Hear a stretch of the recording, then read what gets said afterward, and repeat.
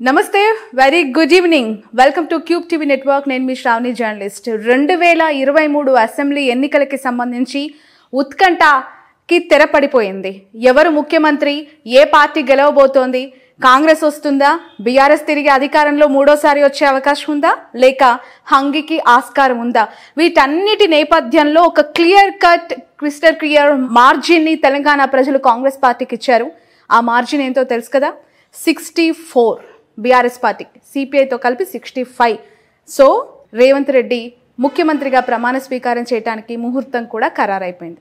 ఈ నేపథ్యంలో ఆ 64 మార్క్ ఖచ్చితంగా కాంగ్రెస్కి వస్తుంది, తగ్గే అవకాశమే లేదు, పెరిగితే ఖచ్చితంగా సంతోషకరమే అని చెప్పిన సెన్సేషనల్ ఆస్ట్రాలజర్ వేణుస్వామి గారితో ప్రస్తుతం నేనున్నాను. గతంలో ఎన్నో హిస్టారికల్ మూమెంట్స్కి సంబంధించి ఆయన ఇచ్చిన ప్రిడిక్షన్స్, ఆయన చెప్పిన ఆస్ట్రాలజీ తూచా తప్పకుండా జరిగిన వాస్తవాన్ని మనం గుర్తించాలి. సో మరొకసారి మీ అందరికీ ఆఫ్టర్ లాంగ్ టైం వేణుస్వామి గారిని పరిచయం చేస్తున్నాను నా ప్లాట్ఫామ్స్లో. గురుజీ నమస్తే. ఓం నమో వెంకటేశాయ. Thank you so much for your valuable time. నిజంగా ఆఫ్టర్ 1.5 years అనుకుంటా, 2022 సెప్టెంబర్, ఐ థింక్ సెప్టెంబర్లో TV9 ఎగ్జిట్ అయిన తర్వాత మీతో నేను మా క్యూబ్ నెట్వర్క్లో చేసిన మొదటి ఇంటర్వ్యూ మీదే. ప్లస్ నేను కూడా దాని తర్వాత ఇంటర్వ్యూలు ఇవ్వలేదు. దాని తర్వాత మళ్ళీ ఇదే ఇంటర్వ్యూ ఎలక్షన్ బిఫోర్ ఇవ్వలేదు. ఆ రోజు మనం మాట్లాడుకున్న ఇన్ఫర్మేషన్ తప్పితే మధ్యలో నేను ఇప్పుడు లాస్ట్ 1 year నేను ఇన్ఫర్మేషన్ అసలు ఎవరికి ఇంటర్వ్యూ ఇవ్వలేదు. యాక్చువల్గా ఆంధ్ర ఎలక్షన్లు మళ్ళీ జగన్ గెలిచిన తర్వాతే మాట్లాడదాం అనుకున్నా కానీ సో నీ బలవంతం మీద మళ్ళీ ఖచ్చితంగా చేయాల్సి వస్తుంది. సో ఇప్పుడు మీరు లైవ్లో చెప్పాలి, నేను వింటాను. అంటే మీరు ఇచ్చే ప్రిడిక్షన్ రేవంత్ రెడ్డి గారికి సంబంధించి మీరు చాలా విషయాలు చెప్పారు. బట్ ఇప్పుడు అఫీషియల్గా మీకు టైము తెలిసింది, డేటు తెలిసింది, రోజు తెలిసింది. అవి ఏంటి, వాటి ప్రాశస్త్యం ఏంటి? రేపు సప్తమి మఖా నక్షత్రము, రేవంత్ రెడ్డి గారిది చిత్తా నక్షత్రము. సో రేవంత్ రెడ్డి గారి జాతక రీత్యా సాధన తార అయ్యింది. సాధన తార అంటే మంచి ముహూర్తము రేపు. సో ముహూర్తం కూడా నాకు తెలిసి మకర లగ్నంలో ఏర్పడినటువంటి ముహూర్తము. సో రేపు ప్రమాణ స్వీకారం కనిపిస్తుంది. మకర లగ్నము లేదా కర్కాటక లగ్నంలో ముహూర్తం ఉంటుంది. ఉదయం అయితే మకర లగ్నము, సాయంత్రం అయితే కర్కాటక లగ్నము. సో ముహూర్తంలో రేవంత్ రెడ్డి గారు ప్రమాణ స్వీకారం చేయబోతూ ఉన్నారు. కానీ నేను మాట్లాడింది జాతకం గురించి మాట్లాడుతున్నా. వ్యక్తిగతమైన జాతకంలో ఉన్నటువంటి దోషాల కారణం చేత ఆయన తన పదవిని కాపాడుకోవాల్సిన పరిస్థితి గోచరిస్తుంది. ఖచ్చితంగా జాగ్రత్తగా ఉండాల్సింది. సో ఆయనకు మరి ఎవరెవరి వల్ల నష్టం ఏర్పడుతుంది అంటే, ఆయనది చిత్తా నక్షత్రం కాబట్టి చిత్తా, మృగశిర, ధనిష్ట అనే నక్షత్రాలు, అలాగే మీనరాశి మరియు వృషభరాశి జాతకుల వల్ల ఆయనకు నష్టం ఏర్పడే అవకాశం ఉంది, పదవీ నష్టం ఏర్పడే అవకాశం ఉంది. కాబట్టి వాళ్ళ విషయంలో ఆయన జాగ్రత్తలు తీసుకోవాలి. కొద్దిగా శత్రువుల మీద కన్నేసి పెడితే ఆయనకు మంచిది. చెప్పనివి చెప్పినట్లుగా వాయిస్ ఓవర్తో చెప్పే వీడియోస్ కొన్ని వైరల్ అవుతూ ఉన్నాయి. కొన్ని ఫుటేజెస్ బయట పెట్టి అది మీరే అన్నట్లుగా పెట్టట్లేదు. ఫుటేజెస్ పెడితే ఇప్పుడు నా ఒరిజినల్ వీడియో పెడితే నేను సంతోషపడతా. ఇప్పుడు ఉదాహరణ ఇండియా గెలుస్తుంది అని నేను చెప్పాను అనుకో, పెట్టండి, నేనే చెప్తా, దానికి ఆన్సర్ చెప్తా, నేను సారీ చెప్తా, నేను తప్పు చెప్పినాను ఒప్పుకుంటా, మేబీ ఏదైనా జరగవచ్చు. కానీ అట్లా కాకుండా జస్ట్ వేణుస్వామి బొమ్మ పెడతారు, పెట్టి ఇండియా గెలుస్తుంది అని చెప్పిన వేణుస్వామి అనగానే. విచిత్రమైన విషయం ఏంటంటే, చదువుకున్న మేధావులు జర్నలిస్టులు, మొన్న ఒక జర్నలిస్టు పేరు చెప్పను, నా మీద 20 నిమిషాల వీడియో చేసి పెట్టేశాడు టీవీలో, ఆయన యూట్యూబ్ ఛానల్లో. నేను చూస్తే వేణుస్వామిని ట్రోలింగ్ చేస్తున్న జనాలను వీడియో పెడితే నేను డైరెక్ట్గా ఆయనకు ఫోన్ చేసి, ఏమండి నా వీడియో పెట్టారు కదా మీరు, నా గురించి నన్ను తిడుతూ పెట్టారు కదా, దయచేసి ఏం లేదు, ఆ వీడియో నేను ఇండియా గెలుస్తుంది ఈ వరల్డ్ కప్లో ఫైనల్లో అని చెప్పిన వీడియో నాకు పంపిస్తే నేను క్షమాపణ చెప్దాం అనుకుంటున్నా మీ ఛానల్ ద్వారా అని చెప్పిన. అనగానే అదేంటి స్వామి మీరు చెప్పలేదా అన్నాడు. మరి ఆ విషయం కూడా చెక్ చేసుకోకుండా మీరు నా గురించి వీడియో ఎట్లా పెడతారండి మీరు, అసలు చాలా ఆశ్చర్యకరంగా ఉంది అని చెప్పి నేను అడిగిన. అట్లనే ఒక యాంకరు, నాకు బాగా పరిచయం ఉన్న యాంకరు, భర్తతో సుమారు 3 సార్లు డివోర్స్ తీసుకొని మళ్ళీ అదే భర్తతో కలిసి ఉంటున్న యాంకరు ఒక ఇంటర్వ్యూలో కూర్చొని, వేణుస్వామి గారు ఇలా జరిగిందండి, ఇలా వేణుస్వామి గారు చెప్పారు ఇండియా గెలుస్తుందని, కానీ ఓడిపోయింది ఇండియా, ఎంత దారుణం అండి అని మీకు ప్రశ్న అడిగితే, అవతల సీనియర్ జర్నలిస్ట్ అనేటువంటి పేరు వేసుకున్న ఆయన ఎవరో నేను ఇంతవరకు చూడలే, జర్నలిస్ట్ ఆయన యూట్యూబ్ ఛానల్లో, ఆయన దాని గురించి ఖండన. సో అసలు నేను ఎక్కడ చెప్పినా ఏంది, బేసిక్ నాలెడ్జ్ ఏంటంటే, మనం ఒక మనిషిని విమర్శించేటప్పుడు ఆయన చెప్పాడు ఆ వేణుస్వామి, ఆ వీడియో ఏంది తీసుకురండి, పలానా దగ్గర వీడియో ఉంటుంది తీసుకురండి అడగాల. సో ఏమైపోయింది, ఎవరి ఇష్టం వచ్చినటువంటి విధంగా వాళ్ళు, ఏమైపోయిందంటే మనం జనాల్ని కమాండ్ చేసే స్టేజ్లో ఉన్నాం భగవంతుని దయ వల్ల. అంటే ఉదాహరణ, నేను ఇవాళ నా ఇంటర్వ్యూలో ఒక పార్టీ గెలుస్తుంది అని చెబితే ఆ పార్టీకి అట్లీస్ట్ 1 to 3% ఓటు బ్యాంక్ అనేది కన్వర్ట్ అయ్యే పరిస్థితులలో ఉంది. సో నేను కూడా మూర్ఖంగా బిహేవ్ చేస్తూ ఈసీ జల్లెల్లో నేను చిక్కాలని నేను అనుకోవట్లేదు. ఎగ్జాక్ట్లీ. సో నేను ఇప్పుడు ప్రపంచం గురించి జ్యోతిష్యము జాతకం చెప్పే వేణుస్వామి జాతకం వేణుస్వామికి తెలుసుగా. సో ఎక్కడ వేణుస్వామి రిజర్వ్గా ఉండాలి, ఎక్కువ బరస్ట్ కావాలి అనే విషయం వేణుస్వామికి తెలుసు కదా. నేను ఎందుకు తొందరపడతా? ఇప్పుడు ఉదాహరణ ఇవాళ ఏమవుతుందంటే నేను ఈసీ ట్రాప్లో పడిపోతా. నేను ఎలక్షన్కు 1 month బిఫోర్ నేను పెట్టి తెలంగాణలో ఈ పార్టీ గెలుస్తుంది, ఆంధ్రాలో ఈ పార్టీ గెలుస్తుంది అని నేను చెప్పితే ఇదే కారణమా మీరు 64 సీట్లు వస్తాయని చెప్పకపోవడం? నాకు చెప్పారు. నీకు కాకుండా సుమారు 1,00,000 మందికి చెప్పుంటా, ఇది నోటి ద్వారా. బట్ ఎక్కడ నేను వీడియోలో చెప్పాల. కాంగ్రెస్ గెలుస్తుంది అని మాత్రమే చెప్పాను తప్ప ఎక్కడ కూడా నేను రేవంత్ రెడ్డి సీఎం అవుతాడని చెప్పిన తప్ప సీట్లు నేను చెప్పాలి. నేను ఏమన్నా నీతోని పదే వాయిస్తే ఫస్ట్ డే నుండి నీతో వాదించిన 64 అనేది మ్యాజిక్ ఫిగర్. మినిమం పెరిగితే పెరగచ్చు. ఇదే మనం మాట్లాడుకున్నాం. బట్ నేను ఓడిపోయాను గురూజీ.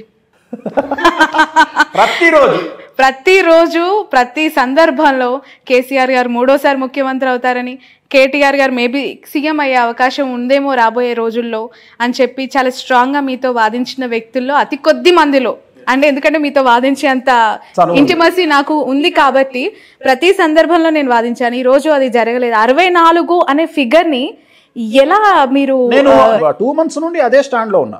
నువ్వు మాట్లాడిన ప్రతిసారి, నువ్వు ఈవెన్ వేరే వాళ్ళతో మాట్లాడించిన ప్రతిసారి నా ఫిగర్ నేను 64 నా బేసిక్ పాయింట్. మినిమం 64 పెరిగితే పెరగచ్చు, మినిమం 64 పెరిగితే పెరగచ్చు. రెండోది వేవ్ లేకపోతే 64, వేవ్ ఉంటే 90. నేను అది కూడా చెప్తూ వస్తున్నా. సో ఇక్కడ అదే చెప్తున్నట్టు, ఇక్కడ ఒక్క ఓటుతో గెలిచినట్టే. సో ఇక్కడ మనం ఏదో గెలుపోవటంలో అనేది అదే అండి ద బ్యూటీ ఆఫ్ డెమోక్రసీ. మనకు ఎంత అందంగా ఉంటుంది అంటే ఈవెన్ ఎగ్జిట్ పోల్స్ సర్వేలు కూడా చెప్పడానికి భయపడ్డాయి. అంటే తెలంగాణలో ఒక విషయాన్ని మనం కేసీఆర్ గారిని ఒక విషయంలో పొగడాల్సింది ఏంటంటే గీత గీస్తే మీడియా గీత దాటలేదు 10 సంవత్సరాలు. సో ఆయనకు ఎంత అప్రిషియేషన్ ఇచ్చిన గ్రేట్. ఎందుకంటే అంత భయపడ్డారు జనాలు. ఈవెన్ ఇవాళ మనకు ఆల్రెడీ ఇప్పుడు మనం సాయంత్రము 3వ తారీఖు మనం 7 గంటలకు ఇంటర్వ్యూ చేస్తున్నాము. ఈ క్షణం వరకు కాంగ్రెస్ పార్టీ గెలిచింది అని చెప్పే వరకు కూడా జనాలు ఈవెన్ ఎగ్జిట్ పోల్స్ వాళ్ళు కూడా పరిపూర్ణంగా ఎగ్జిట్ పోల్స్ ఇవ్వడానికి కూడా భయపడ్డారు. ఎందుకు బయట మాట్లాడడానికి భయపడ్డారు. సో నేను భయపడ్డది మాత్రం ఓన్లీ ఈసీ కోసం భయపడ్డా. అంటే నేను చెప్పాలంటే పెద్ద విషయం కాదు. నేను 2 రకాల ఆప్షన్స్. ఒకటి, ఈసీలో మనం రాజ్యాంగాన్ని ధిక్కరించిన వాళ్ళం అవుతాము. రెండవది, నేను కాంగ్రెస్ పార్టీ గెలుస్తుంది అని మళ్ళీ ఇంటర్వ్యూ పెట్టి చెప్పడం వల్ల మళ్ళీ ఈ బెట్టింగ్ రాయిళ్ళు అందరూ డబ్బులు ఖర్చు పెట్టుకొని, అంటే నా భయం అంటే ఏంటి అంటే నేనేం దేవుడిని కాదు, నాది ఒక ప్రిడిక్షన్. సో నేను చెప్పే సక్సెస్ రేటు 98%. ఇన్ కేస్ ఒకవేళ నేను చెప్పేది ఒక్కటి తప్పైనా దాని మీద కొన్ని 100 కోట్ల బెట్టింగ్ జరిగినప్పుడు వాళ్ళ కుటుంబాలు నష్టపోతాయి. సో నేను అందుకనే నేను ఇవాళ నీతోని ఇది బేసిక్. ఇది నేను చెప్పదలుచుకుంది ఏంటంటే ఇక మీదట ఎక్సెప్ట్ ఆంధ్ర ఎలక్షన్స్, రాబోయే ఆంధ్ర ఎలక్షన్స్ పోల్స్ రిజల్ట్కి తప్ప, అది కూడా ఈరోజే చెప్తున్నా, ఇక ఫర్దర్గా చెప్పను. అక్కడ జగన్మోహన్ రెడ్డి వస్తాడు, 10 మంది కలిసి వస్తారా, 20 మంది కలిసి వస్తారా, 30 మంది కలిసి వస్తారా నాకు అనవసరం. అక్కడ మళ్ళీ జగన్మోహన్ రెడ్డి వస్తాడు. రెండోది, తెలంగాణ కాబోయే ముఖ్యమంత్రి రేవంత్ రెడ్డి, ఆంధ్ర ముఖ్యమంత్రి జగన్మోహన్ రెడ్డి, ఇద్దరి జాతకాలు కూడా సేమ్ బుధ మహర్దశ నడుస్తుంది. ఇద్దరు జైలుకు పోయి వచ్చిర్రు. నేను చెప్పనే మాకు కన్ఫ్యూట్ చేయని, ఇద్దరు జైలుకు పోయి వచ్చిర్రు. సో ఇక్కడ గుర్తుంచుకోవాల్సింది, చెంచల్ కూడా జైలు 2 ముఖ్యమంత్రులు ఇచ్చింది 2 రాష్ట్రాలకు. సో ఈ 2 ముఖ్యమంత్రులు కూడా ఖచ్చితంగా నాకున్నటువంటి అవగాహన ప్రకారం కంటిన్యూగా వీళ్ళు కరెక్ట్గా పనిచేస్తే ఇన్ ద సెన్స్ జాతకాలని బేరీజ్ వేసుకుంటూ ముందుకు వెళ్ళినట్లయితే ఇద్దరు కూడా 3 టర్ములు రూలింగ్ చేసే అవకాశం ఉంది. అంటే 15 సంవత్సరాలు. జగన్మోహన్ రెడ్డి ఆల్రెడీ వచ్చి 4.5 ఏళ్ళు అయింది. సో ఇక్కడ ఎట్లాగూ రేవంత్ రెడ్డి గారు ముఖ్యమంత్రి పీఠాన్ని అధిరోహించబోతా ఉన్నారు. అది వృషభ లగ్నం అవ్వచ్చు, కర్కాటక లగ్నం అవ్వచ్చు, మిథున లగ్నం అవ్వచ్చు. 3 లగ్నాలలో సూటబుల్ లగ్నం వారికి 3 లగ్నాలలో ఏదో ఒక లగ్నం ఉంటుంది కాబట్టి ఆ లగ్నాన్ని బేస్ చేసుకొని 4వ తారీఖు కానీ 9వ తారీఖు కానీ వారి ప్రమాణ స్వీకారం ఉండే అవకాశం ఉంటుంది. సో ఇది కన్ఫాము. ప్రాంతీయ పార్టీలు అయితే స్థాపించిన వ్యక్తి లేదంటే వాళ్ళ వారసులను బట్టి, పేర్లను బట్టి బలాలను చూస్తానంటున్నారు. ఇప్పుడు నేషనల్ పార్టీస్ విషయానికి వస్తే 2, ఒకటి బీజేపీ, ఒకటి కాంగ్రెస్. సో వాటి విషయంలో ఇప్పుడు మీరు రాష్ట్రంలో కాంగ్రెస్ వస్తుంది, 64 ఒక్కటికి తక్కువ రాదు. బాగా జ్యోతిష్యం అలవాటైందా మనకి కూడా? మీతో ఉంటే నేను ఇంకా నేర్చుకుంటాను. అడిగే ప్రశ్న స్టార్ట్ చేయకముందే నాకు అర్థమైపోతుంది నువ్వు ఎంత పర్ఫెక్ట్గా అడగబోతున్నావు ప్రశ్న. సో ఇప్పుడు అక్కడ సెంట్రల్ లీడర్ ఉంటాడు, స్టేట్ లీడర్తో సంబంధం లేదు, కాంగ్రెస్ పార్టీ స్థాపించిన వ్యక్తి వేరే కదా అంటావు. అంతే కదా మరి. ఎగ్జాక్ట్గా. కానీ మేము కూడా అందుకనే పార్టీని తీసుకుంటాం, స్టేట్ లీడర్ని తీసుకుంటాం, పీసీసీ ప్రెసిడెంట్ని తీసుకుంటాం. ఇప్పుడు కాంగ్రెస్ పార్టీ అనేది స్థాపితమయ్యేటువంటి కాంగ్రెస్ పార్టీ నామనక్షత్రం ఏంది అంటే మిథున రాశి, రేవంత్ రెడ్డి చిత్తా నక్షత్రం తులారాశి. ఈ కాంబినేషన్ తీసుకుంటాం. తీసుకొని ఈ కాంబినేషన్లో రేవంత్ రెడ్డి పరిస్థితి ఏముంది, విక్రమార్క పరిస్థితి ఏముంది, ఉత్తమ్ కుమార్ రెడ్డి పరిస్థితి ఏముంది, అట్లా అంచనా వేస్తాం. వేసి ఎవరికి యోగం ఉంది, ఈ పార్టీకి ఈయన పగ్గాలు పట్టుకుంటే పార్టీ రూలింగ్లోకి వస్తుందా రాదా, సో కాంగ్రెస్ పార్టీకి రేవంత్ రెడ్డి ఫెచ్చింగా కాదా? 2019లో తెలుగుదేశంలో ఉన్న రేవంత్ రెడ్డిని కాంగ్రెస్ పార్టీలోకి వెళ్తే నువ్వు ముఖ్యమంత్రి అవుతావని చెప్పిన వీడియో నీకు చూపించిన. సో 2019లోనే చెప్పిన నేను, రేవంత్ రెడ్డి గారు మీరు కాంగ్రెస్ పార్టీలోకి వెళ్ళండి అని. అంటే ఎంత దూరదృష్టి అయి ఉంటుంది నాది. అంటే ఆ నక్షత్రానికి ఈ నక్షత్రం కలిసి వస్తుంది కాబట్టి నువ్వు దాంట్లోకి వెళ్తే నీకు సీఎం అయ్యే అర్హత ఉంటుంది, యోగం ఉంటుంది అని చెప్పిన. సో ఆ కాంబినేషన్ నేను చెప్పేది. సో అప్పుడు ఏం చేస్తాము, కేంద్ర రాజకీయాలకు కేంద్ర పార్టీని తీసుకున్నప్పుడు, నేషనల్ పార్టీని తీసుకున్నప్పుడు ఆ పార్టీ పేరు తీసుకుంటాం, ప్లస్ లోకల్ పార్టీ లీడర్ని తీసుకుంటాం. లోకల్ ఎవరైతే ఆ పార్టీ పీసీసీ ప్రెసిడెంట్ ఉన్నాడో రేవంత్ రెడ్డి గారు, ఆయన పేరు తీసుకుంటాం. రేవంత్ రెడ్డిని కొట్టేటోడు లేడు, జగన్మోహన్ రెడ్డిని ఎదుర్కొనేటోడు లేడు అని చెప్పి మీరు చెప్పారు. నేను చాలా ఆశ్చర్యంగా చూసా వీళ్ళిద్దరికి ఎలా సింక్ అవుతుంది. మోర్ ఓవర్ ఇక్కడ నేను అంటే జర్నలిస్టిక్ యాంగిల్లో ఆలోచిస్తే జైలుకి వెళ్ళొచ్చారు ఇద్దరు, చాలా స్ట్రాంగ్ అయ్యారు. నిజం చెప్పాలంటే రేవంత్ రెడ్డి గారికి ఉన్న ఏకైక కుమార్తె ఆయన పెళ్లి సమయంలో లేకపోవటం, జైలుకు సంబంధించి డైరెక్ట్ వచ్చారు, అసలు చూసుకోలేదు. కన్న కూతురు పెళ్లికి సంబంధించిన ఆనందం ఆయన జీవితంలో లేదు. ఈరోజు ఆయన జైలుకి వెళ్ళొచ్చిన తర్వాత ఇంకా చాలా బలంగా మారారు. పీసీసీ అయిన తర్వాత కాంగ్రెస్ పార్టీ యొక్క రైజ్ ఎట్లా ఉందనేది చూసాం. సో జగన్మోహన్ రెడ్డి గారి విషయంలో పాదయాత్ర తర్వాత ఆయన అధికారం ఎలా చేజెక్కించుకున్నారు అనేది కూడా చూసాం. వీళ్ళిద్దరి సిమిలారిటీస్ ఏంటి? సిమిలారిటీస్ అంటే నాకు వ్యక్తిగతమైనటువంటి సామాజికమైనటువంటి అంశాలు లేదా సామాజిక వర్గం కూడా ఇద్దరిది సేమ్. అదే అంటున్నారు, అది నాకు అనవసరం. నాకు సంబంధించినంత వరకు జగన్మోహన్ రెడ్డి గారిది ఆరుద్ర నక్షత్రం, రేవంత్ రెడ్డి గారిది చిత్తా నక్షత్రం, జగన్మోహన్ రెడ్డి గారిది మిథున రాశి, రేవంత్ రెడ్డి గారిది తులారాశి. విచిత్రమైన విషయం ఏంటంటే జగన్మోహన్ రెడ్డి గారి జాతకంలో 2018 డిసెంబర్ నుండి బుధ మహర్దశ ప్రారంభమైంది. 17 సంవత్సరాలు ఉంటుంది బుధ మహర్దశ. అంటే ఆయన రాజకీయంగా ముఖ్యమంత్రి అవ్వడానికి 5 నెలల ముందు ఆయనకు బుధ మహర్దశ స్టార్ట్ అయింది. విచిత్రమైన విషయం ఏంటంటే రేవంత్ రెడ్డి గారికి 2024 ఏప్రిల్ నుండి బుధ మహర్దశ ప్రారంభమవుతుంది. Simple reverse. జగన్మోహన్ రెడ్డి కాకముందే బుధ మహర్దశ స్టార్ట్ అయింది. సీఎం కాకముందు 5 నెలల ముందు స్టార్ట్ అయింది. రేవంత్ రెడ్డి గారు సీఎం అయినాక 5 నెలల తర్వాత బుధ మహర్దశ స్టార్ట్ అవుతుంది. ఇద్దరి జాతకంలో బుధ మహర్దశ నడుస్తుంది. ఇద్దరి జాతకంలో బుధుడు ఉచ్చ. కాకపోతే ఒక చిన్న సమస్య ఉంది రేవంత్ రెడ్డి గారి జాతకంలో, అంటే శని దృష్టి బుధుడి మీద ఉంది. టంగు స్లిప్ అవ్వద్దు రేవంత్ రెడ్డి గారు ఇక మీదట. ఎందుకంటే ఇంతకు ముందు ఏం టంగు స్లిప్ అయినా నడిచింది, ఇక మీదట జాగ్రత్తగా ఉండాలి. రెండోది ఏంటి అంటే జగన్మోహన్ రెడ్డి గారి జాతకంలో రేవంత్ రెడ్డి గారి జాతకంలో ఉన్న చిన్న తేడా ఏంటి అంటే రేవంత్ రెడ్డి గారికి ముఖ్యమంత్రి పదవిలో గండాలు కనిపిస్తున్నాయి, కానీ జగన్మోహన్ రెడ్డి గారికి లేవు. రేవంత్ రెడ్డి గారు నమ్మక ద్రోహానికి గురయ్యే అవకాశం ఉంది ముఖ్యమంత్రి పీఠంలో ఉన్నప్పుడు, లేదా ఒక ప్రత్యేకించి మీడియా సంస్థ ఆయన మీద స్టింగ్ ఆపరేషన్ చేయడం వల్లనో, ఒక వ్యక్తి స్టింగ్ ఆపరేషన్ చేయడం వల్లనో ఆయన తన పదవిని కోల్పోయే అవకాశం ఉంది. అంటే పదవి గండం ఏర్పడే అవకాశం ఉంది రేవంత్ రెడ్డి గారికి. ఎందుకు అంటే రేవంత్ రెడ్డి గారి జాతకంలో శని దృష్టి 5 గ్రహాల మీద ఉంది. సో దాంట్లో ముఖ్యంగా శుక్రుడి మీద ఉంది. రెండోది రేవంత్ రెడ్డి గారి జాతకంలో గురువు 6వ స్థానంలో ఉన్నాడు. సో ఇవన్నిటిని తీసుకుంటే ఏంటి అంటే నమ్మక ద్రోహం ఏర్పడే అవకాశం ఉంటుంది, మధ్యలో పదవీచ్యుతుడయ్యే అవకాశం ఉంటుంది, పదవిని కోల్పోయే అవకాశం ఉంటుంది. ఎందువల్ల అంటే శత్రువుల యొక్క దాడి వల్ల. రేవంత్ రెడ్డి గారికి శత్రువులు ఎక్కువ. సో శత్రువుల మీద విజయాన్ని కనుక రేవంత్ రెడ్డి గారు పెట్టుకోకపోతే చాలా కష్టం. ఖచ్చితంగా శత్రువులను అదుపులో పెట్టుకోవాలి రేవంత్ రెడ్డి గారు.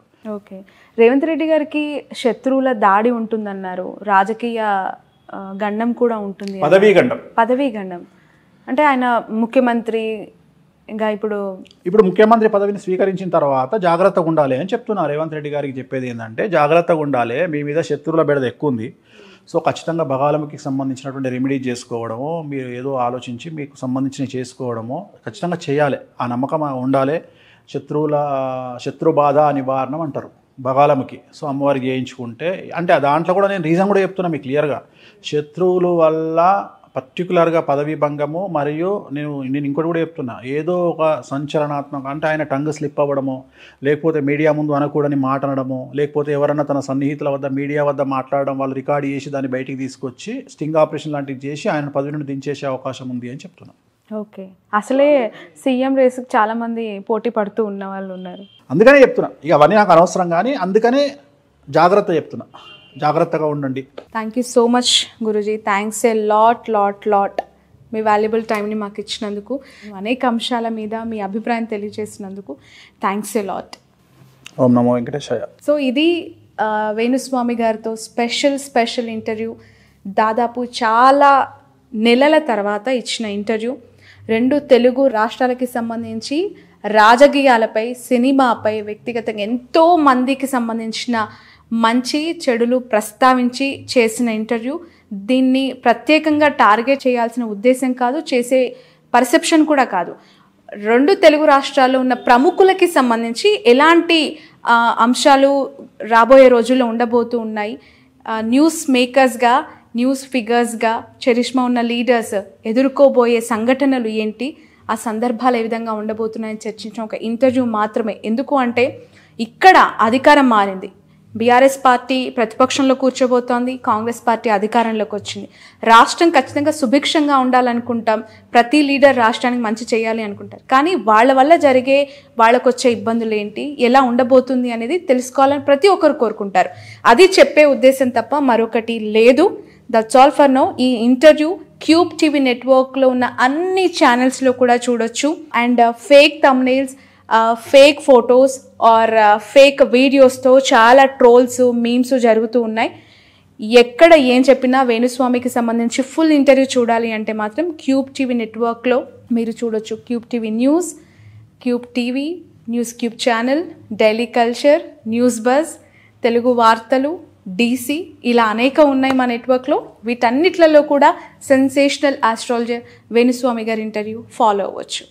అటు చూస్తే బీఆర్ఎస్ పార్టీలో కేసీఆర్ గారికి కారాగారం లేదంటే న్యాయపరమైన చిక్కులు అని మాట్లాడారు. నేను కేసీఆర్ గారు ఒక్కరికే చెప్తలేను, తెలంగాణ వ్యాప్తంగా సుమారు 8 నుండి 9 మంది రాజకీయ నాయకులకు, సుమారు 4 బిజినెస్ మ్యాన్లకు, సుమారు ఒక స్వామీజీకి ఈ థ్రెట్ ఉందని చెప్తున్నాను నేను. ఈ న్యాయపరమైన చిక్కులు ఒక స్వామీజీకి కూడా, ఒక సన్యాసి, స్వామీజీ, పీఠాధిపతి, నువ్వు ఏమనుకుంటావో అనుకో, కాషాయం వేసుకునే ఆయన ఎవరో కావచ్చు.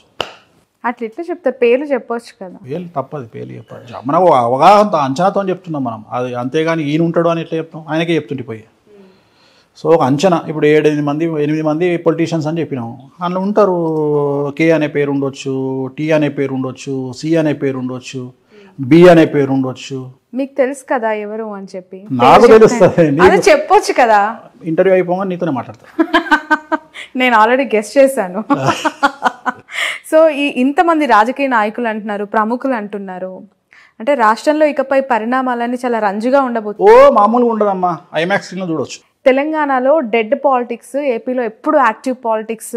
అసెంబ్లీ స్టార్ట్ అయినా కాకపోయినా నిమిషం ఒక బ్రేకింగ్ న్యూస్తో జర్నలిస్టులు ఉరుకులు పరుగులు ఏపీలో. కానీ తెలంగాణలో అట్లుండేది కాదు. 10 సంవత్సరాలు కూడా ప్రతిపక్షం అనేది కొంత అనుకున్న మెజారిటీలో లేదు కాబట్టి వన్ సైడెడ్గా కేసీఆర్ గారి ప్రభుత్వం మంచి పాలన అందించింది. అవుట్రైట్గా ఇక్కడ ప్రశ్నించే వాళ్ళ యొక్క సంఖ్య తక్కువగా ఉంది అని భావించే వాళ్ళు ఉండేవాళ్ళు. సో ఇప్పుడు అది రివర్స్ అవుతుందా? ప్రశ్నించే వాళ్ళ సంఖ్య కంటే భయపడే వాళ్ళ సంఖ్య ఎక్కువ ఉంది అని నేను అనుకున్నా. అలా కంట్రోల్ చేశారేమో మేబీ. నేను అదే చెప్తున్నా కదా, ఐ లవ్ కేసీఆర్. అది అడ్మినిస్ట్రేషన్లో అది జగన్ చూసి నేర్చుకోవాలి కేసీఆర్ను. Great achiever. బా, ఇక నేను చెప్తున్నా కదా.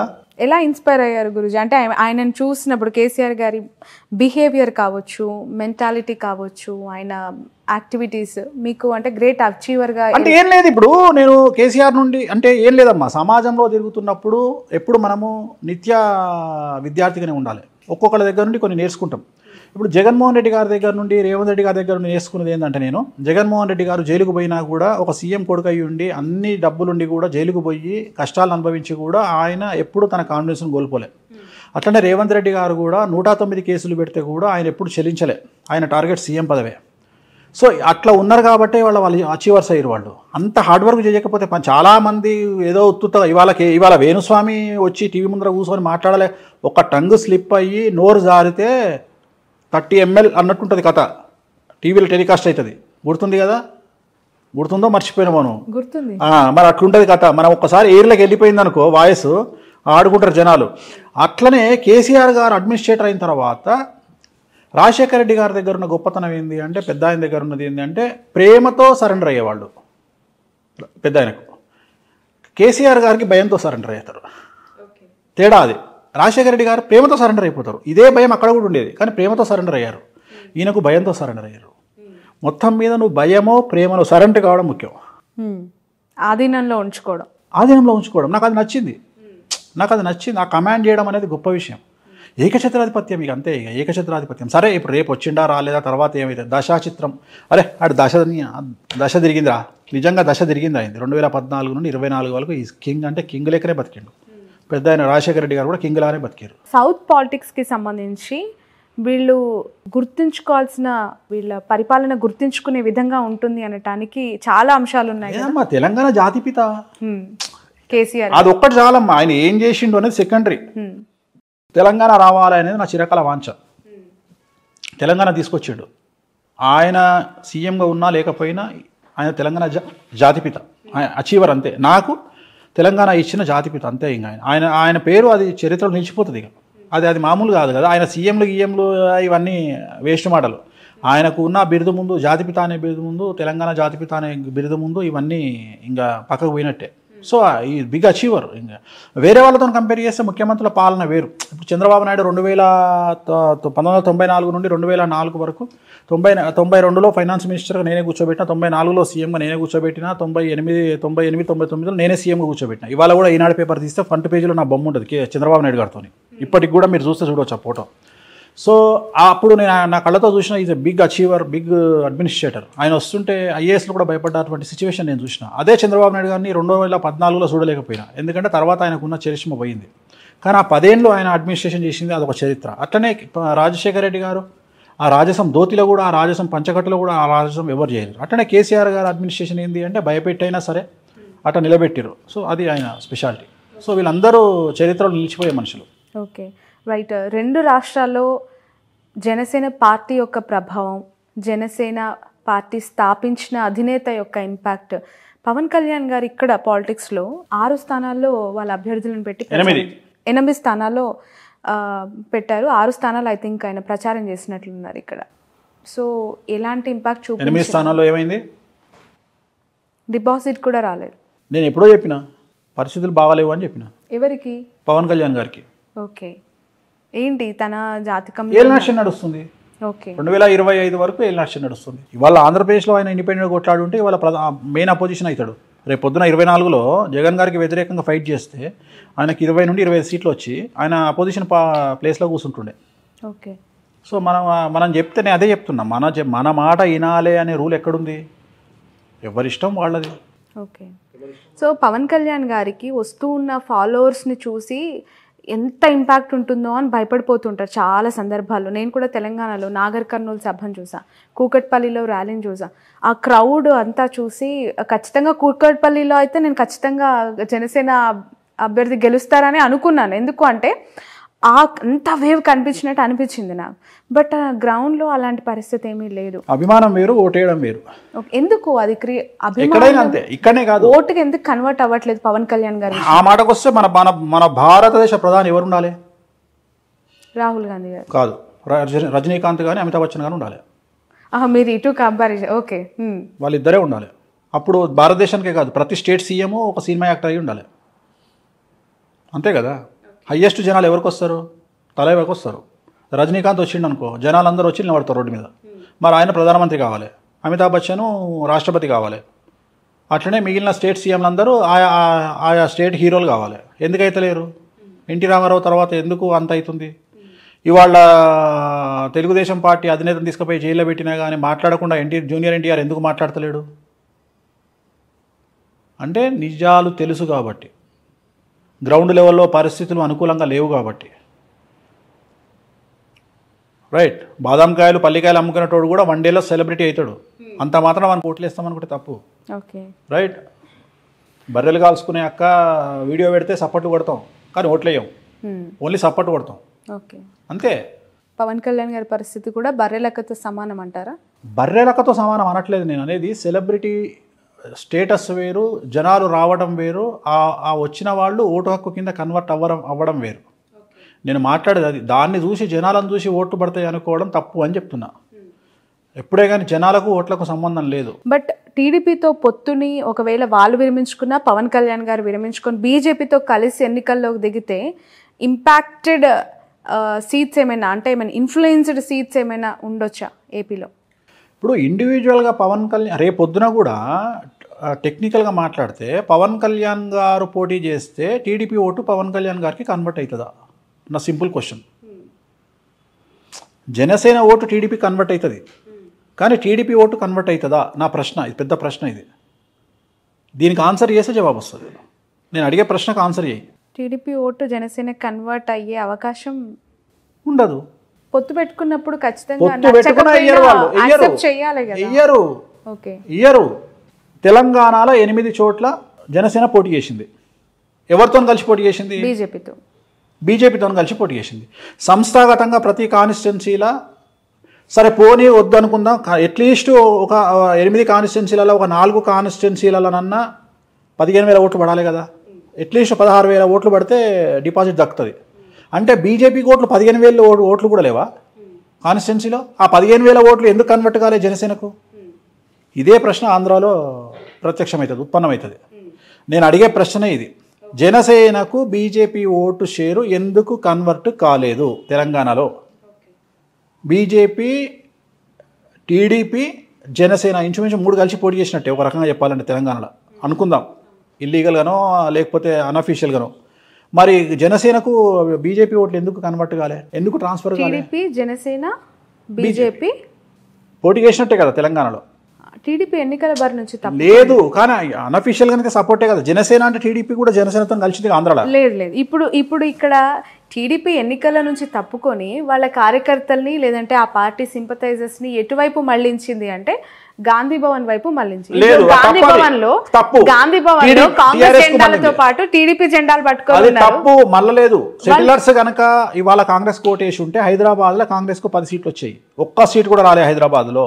రంగారెడ్డి హైదరాబాద్ లో మొత్తం బీఆర్ఎస్ ఫుల్ స్వీప్ చేసింది అంటే దాని అర్థం ఏంది అంటే మొత్తం గుండుగుత్తగా టీఆర్ఎస్ కేసీఆర్ సెటిలర్స్ అందరూ.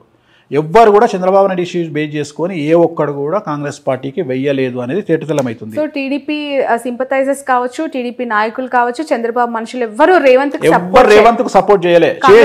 చేసుంటే ఇవాళ సిటీ మొత్తం కనీసం 10 సీట్లు కొట్టేది. అప్పుడు ఇంకా కాంగ్రెస్ కి ఇంకా ఎక్కువ సీట్లు. నేను అదే చెప్తున్నా, 10 సీట్లు కొట్టేది హైదరాబాద్ లో. కొట్టలేదు అంటే ఫుల్ అసలు కన్వర్టే కాలే. మొత్తం యాజ్ ఇట్ ఈజ్ గా ఓట్లన్నీ గుండుగుత్తగా టీఆర్ఎస్కి వెళ్ళినాయి. సో ఇది జరగలేదు. అంటే జనాలు చంద్రబాబు నాయుడు ఇష్యూని వేరే రకంగా చూసారు, తెలంగాణ ఇష్యూని వేరే రకంగా చూసారు. రెండోది, సెటిలర్స్ అనే పదం ఇక మీదట వాడద్దు. వాళ్ళు కూడా తెలంగాణలో భాగస్వాములే. ఎందుకంటే వాళ్ళు తెలంగాణ పీపుల్ లాగానే బతుకుతున్నారు.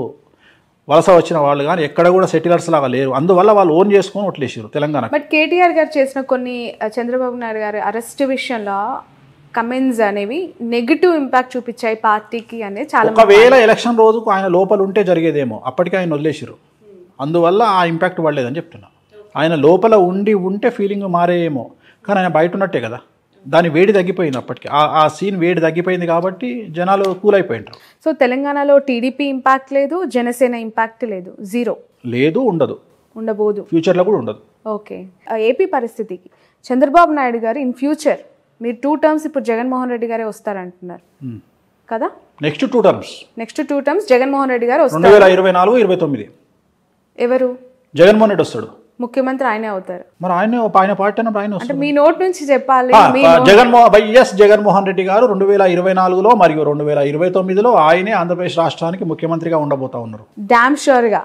ఇది రికార్డ్ అవుతుంది కదా బాబు, రికార్డ్ చేస్తున్నా. ఆ తర్వాత అయినా చంద్రబాబు నాయుడు గారు ముఖ్యమంత్రి అయ్యే అవకాశం ఉందా?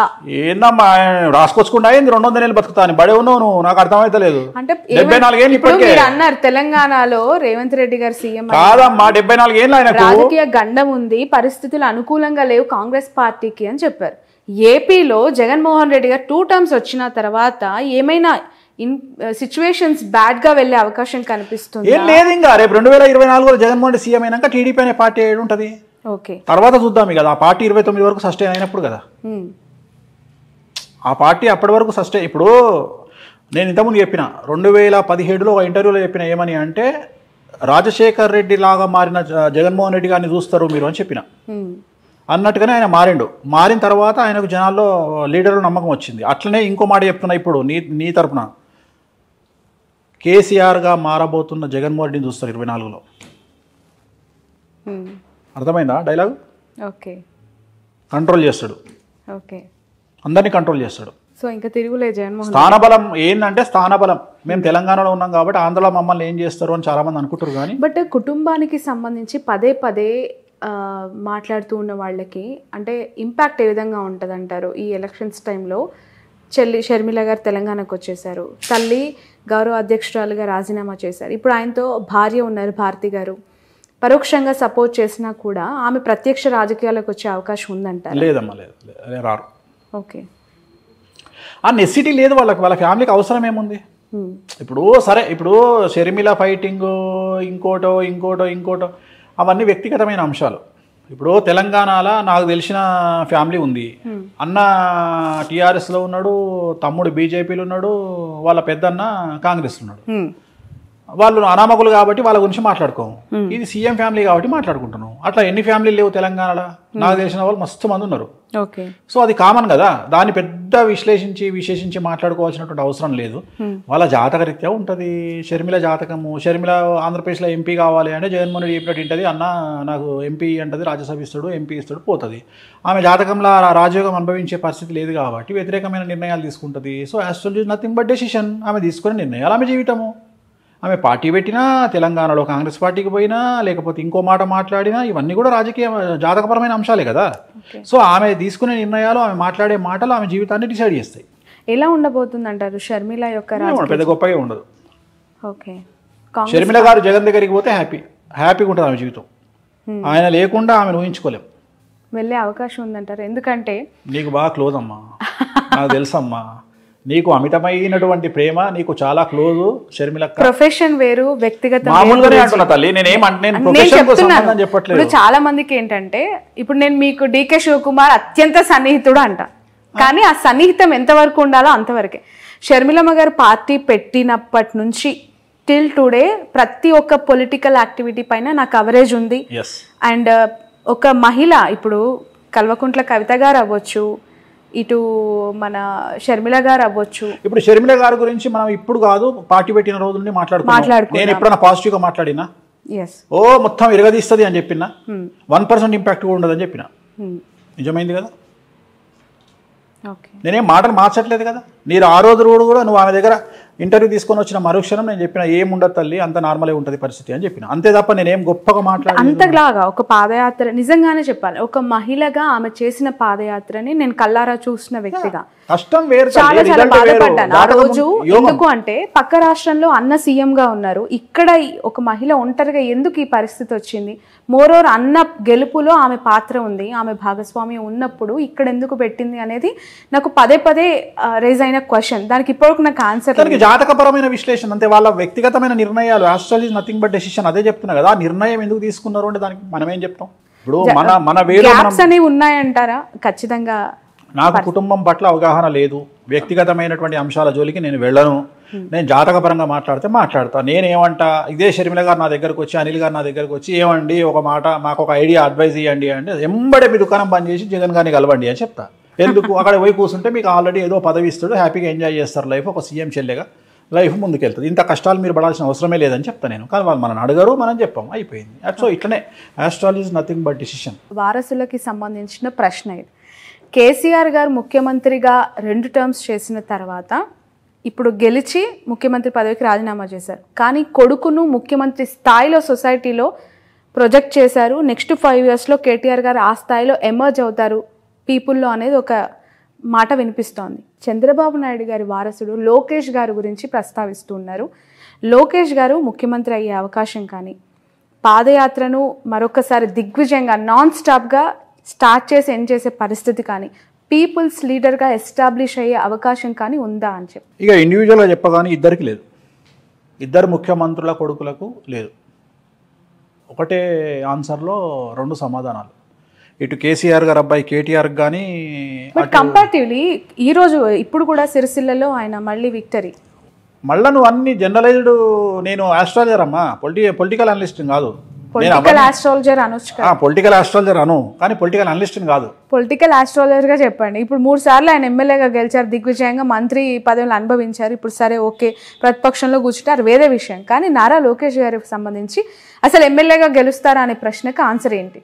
ఎమ్మెల్యే గెలవచ్చు, అది పెద్ద విషయం ఏం కాదు. ముఖ్యమంత్రి కాలేరు. ఆయన జీవితంలో ముఖ్యమంత్రి అయ్యే యోగం లేదు. ఏంటి ఆయన జాతకం ప్రకారం? రావు మార్గదర్శ నడుస్తుంది 2024 వరకు. ఎలక్షన్లో రావు మార్గదర్శలో ఉంటారు. ఈ ఎలక్షన్లో ముఖ్యమంత్రి అయ్యే యోగం లేదు. ఎట్లాగో లేదు, మీరు 2 టైమ్స్ జగన్మోహన్ రెడ్డి అన్నారు. సో ఇన్ ఫ్యూచర్ ఆయన జాతకం ఓకే గెలుస్తారా నెక్స్ట్ 24లో? ఆయన గెలవడం పెద్ద విషయం కాదు, నేను అదే చెప్తున్నా. 2025 ఎల్నాడ్చింది కాబట్టి 24లో ఎమ్మెల్యే గెలిచే అవకాశం ఉంది. ఎమ్మెల్యేగా మంగళగిరి నుంచి. మంగళగిరి పోటీ చేస్తాడా ఇంకోటి మనం డిసైడ్ చేయలేం కదా. చాలా మందికి అర్థం కాని ఒక క్వశ్చన్, $1 మిలియన్ ప్రశ్న. చంద్రబాబు నాయుడు గారి అరెస్ట్ విషయంలో మీరు ఇందాకన్నారు జూనియర్ ఎన్టీఆర్ ఎందుకు స్పందించలేదు అని చెప్పి. మీరేమనుకుంటున్నారు గురూజీ? అంటే ఎందుకు అంత సైలెంట్గా ఉండాల్సి వచ్చింది ఆయన? తన కెరియర్ మీద తనకున్న నమ్మకం, తనకు రాజకీయంగా కంటే సినిమా ఇండస్ట్రీ పరంగా తనకున్న నమ్మకం, ప్లస్ తిరుమల తిరుపతి దేవాలయంలో నేను వాళ్ళ అమ్మగారు కూర్చొని మాట్లాడినప్పుడు నన్ను ఒక ప్రశ్న అడిగారు ఆవిడ. ఎన్టీ రామారావు బర్త్ విషయంలో, జూనియర్ ఎన్టీఆర్ బర్త్ విషయంలో ఒక పెద్ద సమస్య ఉంది, ఆ సమస్య తెలియకుండా మీరు మావాడి జాతకాలు బాగా చెప్తున్నారు, ఎటా చెప్తున్నారు మీరు అని అడిగింది. ఆ సమస్య ఏందో నాకు తెలుసు తల్లి, ఇది సమస్య అని చెప్పిన. అనగానే షాక్ అయింది ఆమె. పెద్ద ఎన్టీఆర్ గారికి తప్ప, నాకు తప్ప, బాబుకి తప్ప, ముగ్గురికి తప్ప, నాలుగో వ్యక్తికి తెలియదు, మీకు ఎట్లా తెలుసు అన్నది. నాకు తెలుసమ్మా అన్న నేను. ఆయనది మఖా నక్షత్రం, జూనియర్ ఎన్టీఆర్ది మఖా నక్షత్రం, జయలలితది కూడా మఖా నక్షత్రం, ప్లస్ ఆయన మంచి యోగంలో కూర్చుండు జూనియర్ ఎన్టీఆర్. కానీ ఆయన రాజకీయాల్లోకి రావడానికి టైం ఉంది. నేనే వాళ్ళ అమ్మతో అన్నది ఏంటంటే 2030 వరకు రాజకీయాల్లోకి రానియకండి బాబుని అని చెప్పిన. ఓకే, సో మీ సలహా అనమాట. నేను చెప్పింది అయితే వాళ్ళ అమ్మగారికి చెప్పిన మాట, తిరుమల దేవాలయంలో చెప్పిన మాట, హుండీ లెక్క పెడుతుంటే పక్కన నేను మాట్లాడింది, వైకుంఠ ద్వారం పక్కన కూర్చున్నప్పుడు దర్శనం అయిపోయిన తర్వాత ఆమెను ఆ దేవాలయంలో మాట్లాడిన సందర్భంలో 2030 వరకు జూనియర్ ఎన్టీఆర్ రాజకీయాల్లోకి రాకుంటే బాగుంటుంది. జైలుకెళ్ళే అవకాశం ఉందని పదే టీడీపీ నాయకులు చెప్తూ ఉంటారు కదా, అలాంటి అవకాశం ఉందా? ఉంటే ఈ పది పూజలు అయిపోయాయి. ఎవరో ఒకరు, ఆయన కాదు ఎవరో ఒకరు చేయిస్తారు కదా. పవన్ కళ్యాణ్ గారి వివాహానికి సంబంధించి మరొకసారి తెర మీదకి వచ్చిన అంశం, 3వ భార్యకి విడాకులు ఇస్తారా అని చెప్పి కూడా వైసీపీలో వన్ ఆఫ్ ద ఆరోపణలు చేసే కొన్ని కాంట్రవర్షియల్ స్టేట్మెంట్స్లో ఇది కూడా ఒకటి. 2024 జూలై వరకు అయితే అవకాశం ఉండదు, తర్వాత చెప్పలేం. ఓకే, ఎలక్షన్లు అయ్యే వరకు ఏముండదు. అది ఆయన వ్యక్తిగతమైన అంశం, అది వ్యక్తిగతమైన అంశం. నేను దాన్ని రాజకీయంగా చూడట్లా. అది ఆయన వ్యక్తిగతమైన ఇష్టం, ఆయన ఇష్టం అది. సో అది ఇప్పుడైతే జరిగే అవకాశం లేదు. మేబీ కాంట్రవర్సీస్ ఉన్నాయి ఆయన జీవితంలో, ఇంకా కాంట్రవర్సీస్ ఉన్నాయి. బట్ 2024 జూన్ లోపు అయితే లేవు, జూన్ తర్వాత ఉన్నాయి. ఓకే, మీరు మొదటి నుంచి కూడా పవన్ కళ్యాణ్ గారి ఫ్యాన్స్ ద్వారా కొంత వ్యతిరేకత, అంటే ట్రోలింగ్ కావచ్చు, ఆరోపణలు కావచ్చు, లేదంటే కాంట్రవర్షియల్ స్టేట్మెంట్స్ వాళ్ళ నుంచి వినడం కావచ్చు జరుగుతున్నాయి కదా. పవన్ కళ్యాణ్ గారికి మీరు చెప్తున్న మంచిని గ్రహించట్లేదని మీరు పదే అంటారు. ఎస్, మీరు ఏం మంచి చెప్పారు ఆయనకి? మస్తు చెప్పిన. ఆయనకు చెప్పేటోడు లేడు ఫస్ట్. అసలు ఆయనకు చెప్పగలిగిన మొగోడే లేడు ఆయన పక్కకు. ఎవడు చెప్తాడు? పవన్ కళ్యాణ్కు చెప్పగలిగిన దమ్మ ఎవరికి ఉంది? గురూజీకి ఉంది. గురూజీ అంటే త్రివిక్రమ్ శ్రీనివాస్ అని చెప్పాడు. ఇంకెవరు చెప్తారు? మనోహర్ చెప్పాడు. చిరంజీవి గారు ఆస్క్ రూల్డ్ అవుట్. ఇంకోటి ఆయన ఎవరు మాటినాడు, అయిపోయింది, కథం. ప్రతి వ్యక్తి జీవితానికి ఒక గురువు అనేవాళ్ళు అవసరం అంటారా? అవసరం. గురువే కాదు, తల్లి, తండ్రి, అన్న, తమ్ముడు, చెల్లె, అక్క, తల్లి, ఎవడో ఒకడు. గురువు అనేవాళ్ళు గురుత్వాన్ని స్వీకరించి వస్తేనే కాదు కదా. ఇప్పుడు ఒక టైంలో ఒక భర్తకు ఒక భార్య కూడా గురువే. చాలామంది అరే పెళ్ళైనాక ఎందుకు పెళ్లి చేస్తారు అసలు మగోడికి అంటే, వీడు ఎవ్వరి మాట వింటలేడు, వీడు కావరం బట్టి తిరుగుతున్నాడు, పెళ్లి చేస్తే పెళ్ళాం మాటిని సెట్ అవుతాడని చేస్తారు. ఓ, ఇది పనిష్మెంట్ అయితే? పనిష్మెంటే, కానీ మంచి పనిష్మెంట్. మగవాళ్ళందరికీ తెలియదు అయితే ఇప్పటి వరకు. ఇప్పుడు పెళ్ళాం మీద ప్రేమతోనో, బిడ్డల మీద ప్రేమతోనో, జీవితంలో సర్దుకుపోయే మనస్తత్వంతో సెట్ అవుతాడు అని చేస్తారు. భార్య కూడా గురువే, ఎందుకు కాదనుకోవాలి? భర్త కూడా గురువే, తండ్రి గురువే, తల్లి గురువే. అట్లాంటి సందర్భంలో గురువు అనేవాడు వీళ్ళు చెప్తే ఇంటలేరు అని గురువుని తీసుకొచ్చి పెట్టాడు. ఎందుకు? పెళ్ళాం చెప్తే మొగడేమంటాడు, నీ మాటి నాన్న పో అంటాడు, పెళ్ళాం కూడా నీ మాటి నాన్న పో అంటది. అందుకని వీళ్ళిద్దరు కలిసి నా దగ్గరకు వస్తారు. సో అట్లాంటి వాళ్ళకి నేను చెప్పేటప్పుడు వినాలి. సో నేను చెప్పే దాంట్లో నేను హార్ష్గా చెప్పొచ్చు, తెలంగాణ స్టైల్లో మాట్లాడవచ్చు, కానీ నా కంటెంట్ అంతా కూడా బాగుపడాలనే ఉద్దేశమే. నేను పవన్ కళ్యాణ్ గారు సీఎం కావాలి అనే కోరిక నాకు ఉంది. పవన్ కళ్యాణ్ గారు అంటే విపరీతమైన పిచ్చి. ఓకే, పవన్ కళ్యాణ్ గారి సినిమాలలో కనీసం 10 సినిమాలకు నేను ముహూర్తం పెట్టిన, ఆయన సినిమాలకు ముహూర్తం చేసిన. ఓకే, ఆయనతోని 1-2-3 సినిమాలకు ఆయనతో కూర్చొని గంటలు ట్రావెల్ చేసిన, చూడాలని ఉంది ఇలాంటి సినిమాలకు. సో నాకు చాలా ఇష్టమే పవన్ కళ్యాణ్ గారు అంటే.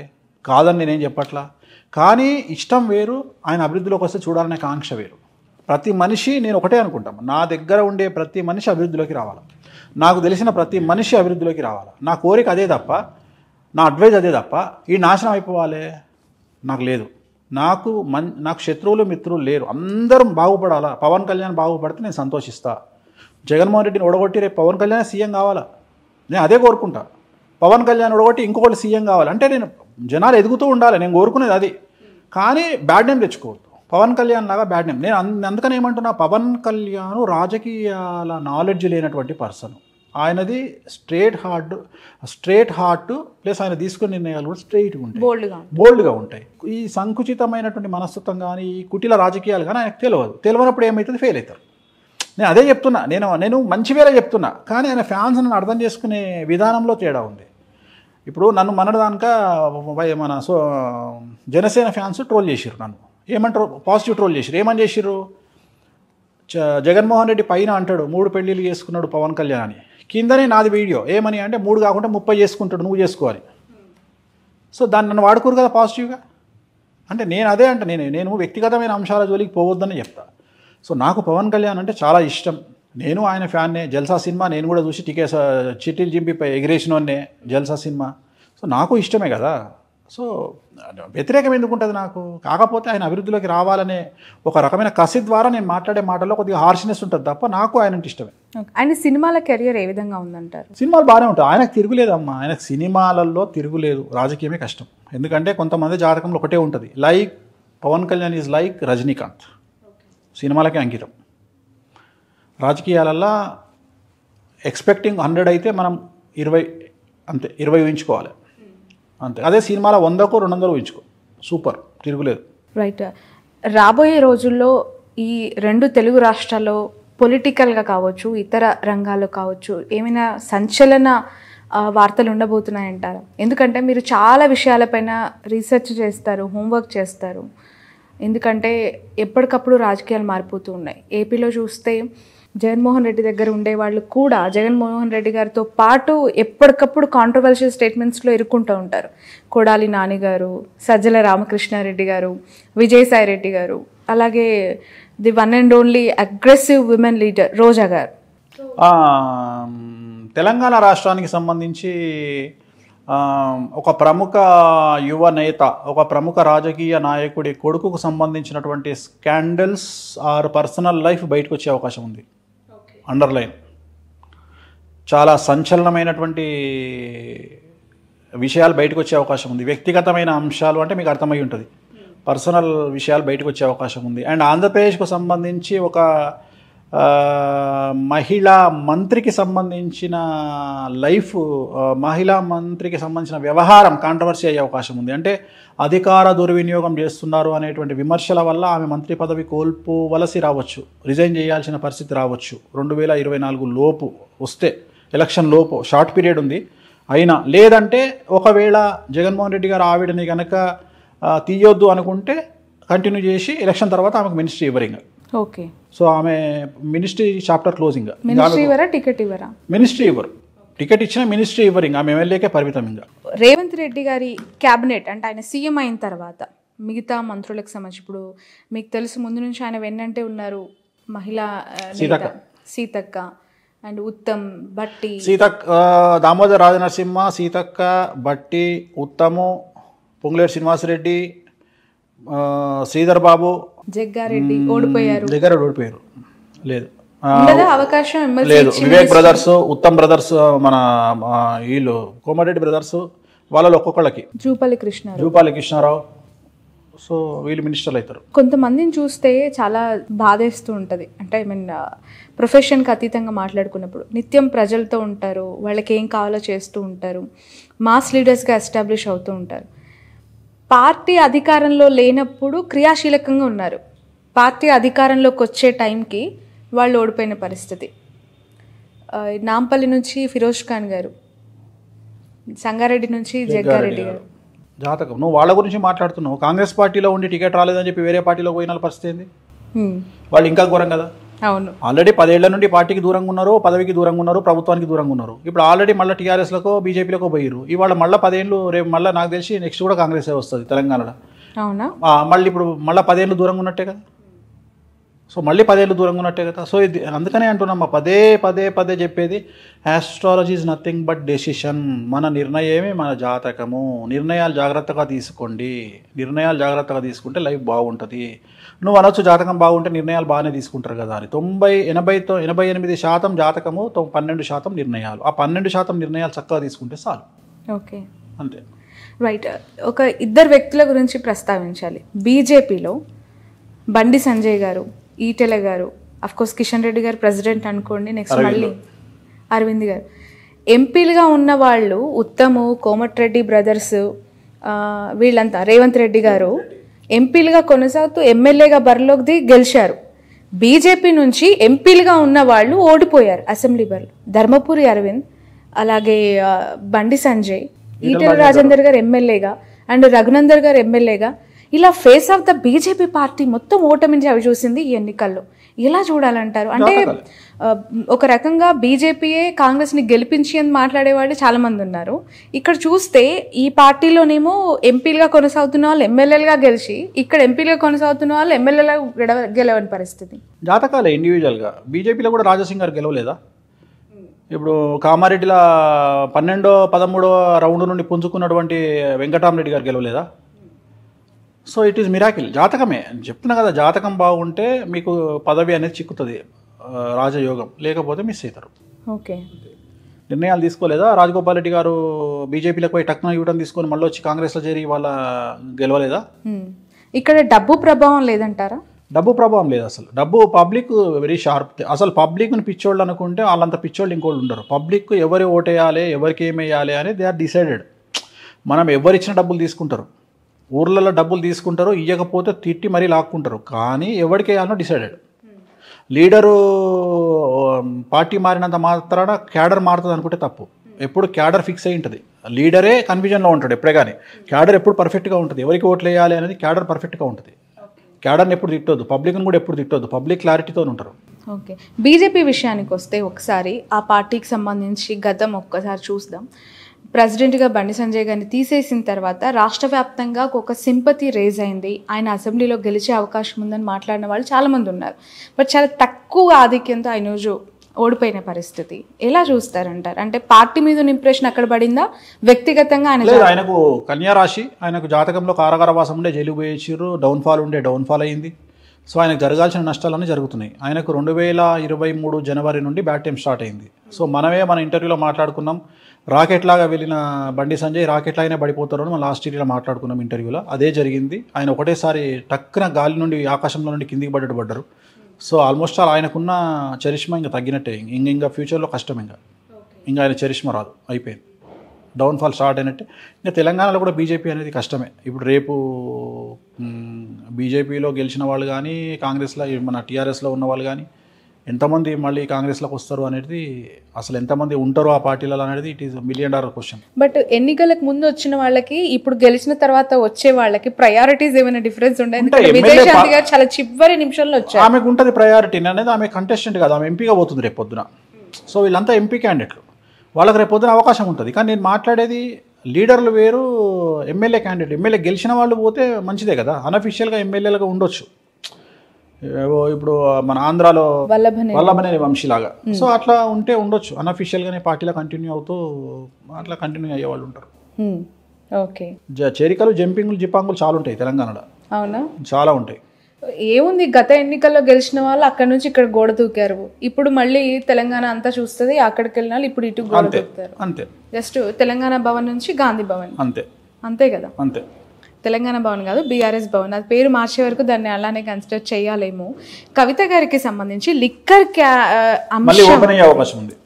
ఓకే, ఎందుకు అంటే మొన్న, అంటే మళ్ళీ మీరు అనొద్దు నేను రాజకీయ అనాలిసిస్ చేయట్లేదు అని చెప్పి, బట్ నేను అడుగుతుంది ఏంటంటే, జాతకం ప్రకారం ఆమె అరెస్ట్ అవుతుంది, అయ్యే అవకాశాలు ఎక్కువగా ఉన్నాయని పదే మాట్లాడిన వాళ్ళంతా కూడా బీజేపీ అరెస్ట్ చేయలేదు అనే సంకేతం బలంగా ప్రజల్లోకి వెళ్ళింది అని చెప్పి, ఆమెకి ఎలా ఉందంటారు ప్రెడిక్షన్? అంటే జాతకం, తన జాతకంలో కారాగారవాసం ఉంది, జైలు పోయే యోగం ఉంది.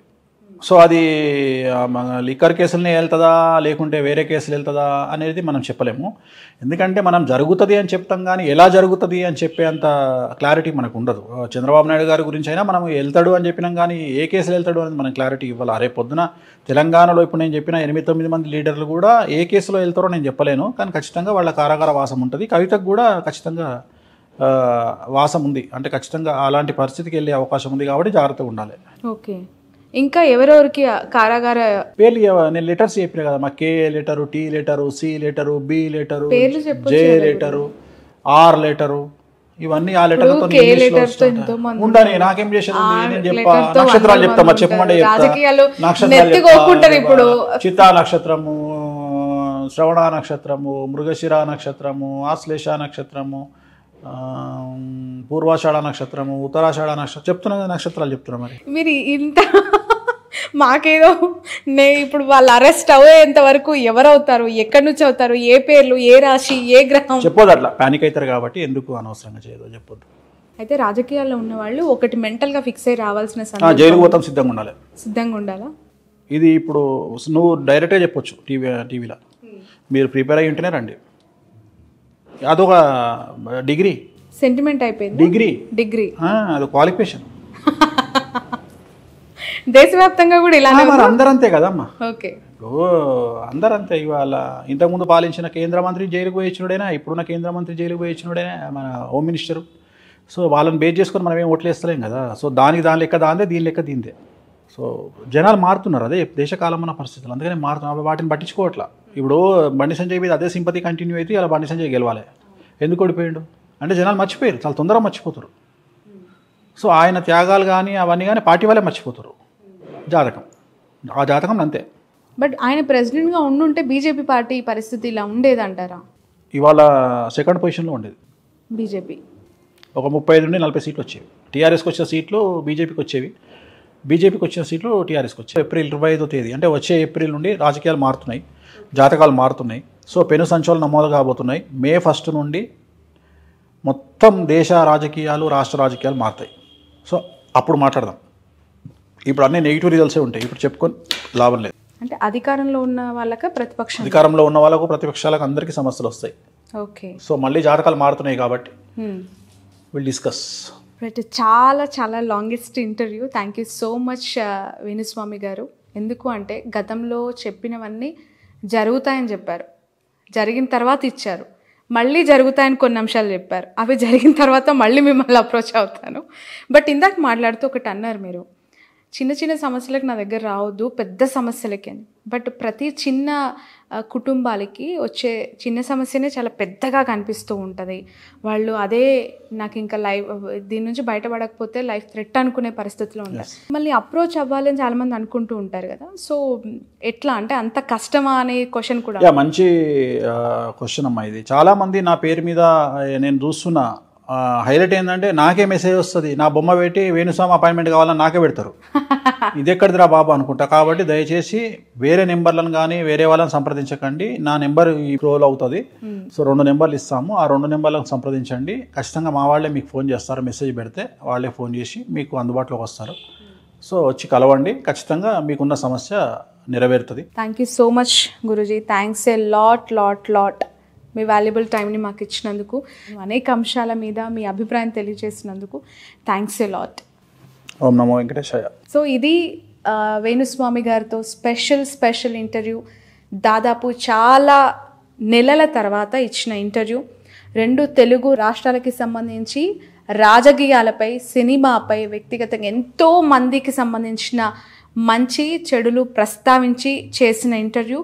దీన్ని ప్రత్యేకంగా టార్గెట్ చేయాల్సిన ఉద్దేశం కాదు, చేసే పర్సెప్షన్ కూడా కాదు. 2 తెలుగు రాష్ట్రాల్లో ఉన్న ప్రముఖులకి సంబంధించి ఎలాంటి అంశాలు రాబోయే రోజుల్లో ఉండబోతూ ఉన్నాయి, న్యూస్ మేకర్స్గా, న్యూస్ ఫిగర్స్గా, చరిష్మా ఉన్న లీడర్స్ ఎదుర్కోబోయే సంఘటనలు ఏంటి, ఆ సందర్భాలు ఏ విధంగా ఉండబోతున్నాయని చర్చించిన ఒక ఇంటర్వ్యూ మాత్రమే. ఎందుకు అంటే ఇక్కడ అధికారం మారింది, బీఆర్ఎస్ పార్టీ ప్రతిపక్షంలో కూర్చోబోతోంది, కాంగ్రెస్ పార్టీ అధికారంలోకి వచ్చింది. రాష్ట్రం ఖచ్చితంగా సుభిక్షంగా ఉండాలనుకుంటాం, ప్రతి లీడర్ రాష్ట్రానికి మంచి చేయాలి అనుకుంటారు. కానీ వాళ్ళ వల్ల జరిగే వాళ్ళకు వచ్చే ఇబ్బందులు ఏంటి, ఎలా ఉండబోతుంది అనేది తెలుసుకోవాలని ప్రతి ఒక్కరు కోరుకుంటారు. అది చెప్పే ఉద్దేశం తప్ప మరొకటి లేదు. That's all for now. ఈ ఇంటర్వ్యూ ఎక్కడ ఏం చెప్పినా వేణుస్వామికి సంబంధించి ఫుల్ ఇంటర్వ్యూ చూడాలి అంటే మాత్రం క్యూబ్ టీవీ నెట్వర్క్లో మీరు చూడొచ్చు. పదాలు తెలియని పెదవులకు అమృత వాక్యం అమ్మ. సంతానలేమి సమస్యతో బాధపడుతున్న ప్రతి స్త్రీమూర్తి బాధను మేము అర్థం చేసుకోగలం. 49 వరల్డ్ బెస్ట్ ఎంబ్రియాలజీ ల్యాబ్ మరియు జిల్ట్రిక్స్ అలారం సిస్టాన్ని మొట్టమొదటిసారిగా ఏపీ మరియు తెలంగాణలో ఈ నెల 9న ప్రముఖ సినీ నటి స్నేహ, స్పెయిన్ దేశానికి చెందిన international senior embryologist Javier Herrera గారు ప్రారంభించారు. ఈ శుభతరుణంలో రక్త పరీక్షలు, AMH test, RBS, semen analysis, ultrasound scan, follicle scan ఈ నెల 31 వరకు ఉచితంగా అందిస్తుంది. 49 అంటే సంతానం, 49 అంటే సంతోషం.